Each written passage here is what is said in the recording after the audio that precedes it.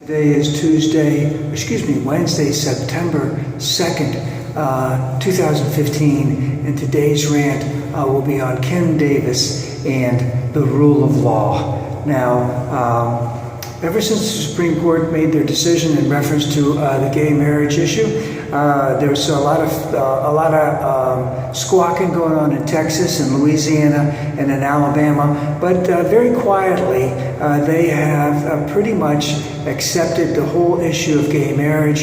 It hasn't been an issue. I'm assuming from the few things that I read that they are issuing marriage licenses to gay people to be married. The one holdout is a little lady in Kentucky by the name of Kim Davis. And she has gone to court, she got rebuffed. She went back to court, she got rebuffed.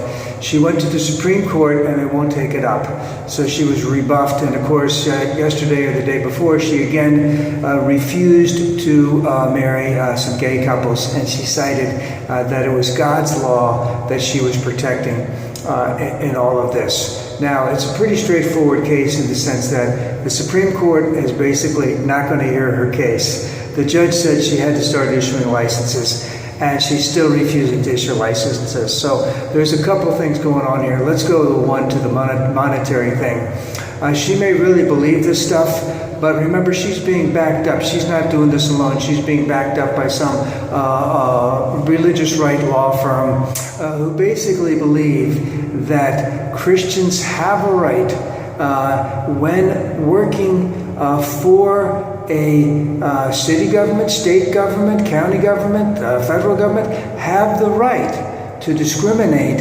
against other people based on their First Amendment right to freedom of religion. So the freedom of religion, which the state grants to them, gives them the right to discriminate. I don't really think that was what the founders had in mind all along. And maybe she really is very sincere in her convictions, but being backed up by a right-wing law firm who have told her what to do and have very much indicated that this is what's going to happen. She'll probably go in tomorrow and refuse because she's refused everything all along. She'll spend some time in jail. Hopefully she'll spend it in prison. She'll be fine. She'll come out. She'll write a book. She'll sell it all to all the right-wing Christians, and then go on the speaking circuit, and as one person has already said, probably never work another day in her life. That's possibly the way the outcome will be for her, and then of course all these gay marriages will continue to be allowed, and to get a license will be allowed. And so, but the thing that disturbs me on this, I'll go into three things.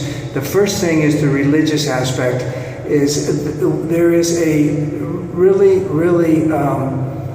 I don't get it. It's the God bigotry aspect that just like 150 years ago that God said that the Negro was a second-class citizen and should be a slave.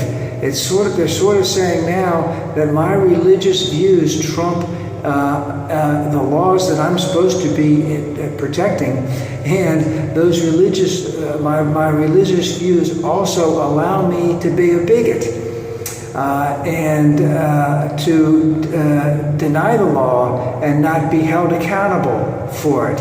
That seems to be what this religious right aspect is going, and this is what the law firm that's defending her, they had someone on the other day, was indicating.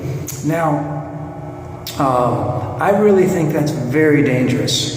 So that's why I would like to see her have jail time, prison time, and a heavy fine, starting tomorrow.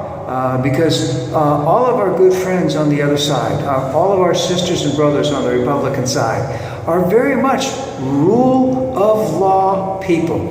They say, because they have the rules written their way. Now, so I'd like to see that. Now, there are a couple things in reference to that.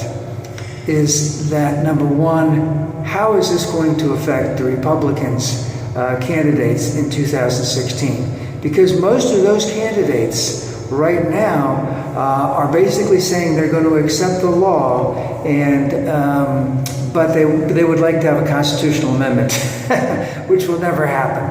But it is dividing the Republicans. Could it be a bigger schism,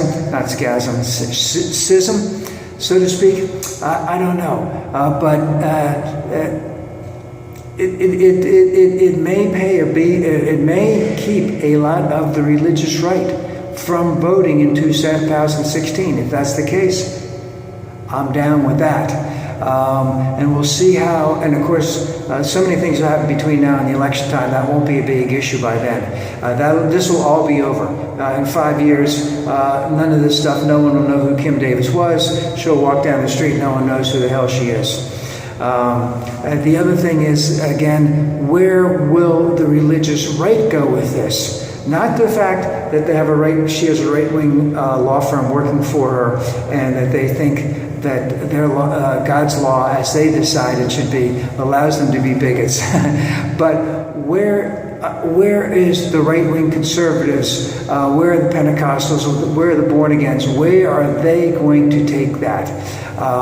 Because there will be not necessarily pushback on that, but there'll be pushback on a lot of other things. And this concept of having a First Amendment right to freedom of religion that allows you to be a bigot is going to keep going on, because there will be more laws written against gay people. There will be more laws written about things like religious bigotry in that regard, and they'll continue to go. So how far will this keep going? I don't really know. I think they've lost the gambling. They've lost everything on this, and they put a lot of time and effort into it. So I sort of see this as a completely losing issue from the Republican standpoint and from the Pentecostal right-wing standpoint. The thing is, will it be such an issue that it will cause some of them not to vote in 2016? That'd be great. I'm not really sure. I don't have a good way of saying this, but I really don't normally think that people should go to prison. In this case, well, I meant, someone on an issue like this, let her resign, let her pay a fine. But I think that because of the way that she has acted, and the fact that she has had a law firm backing her up this whole way, is the time that we need to slam down the hammer of the law and put her in prison.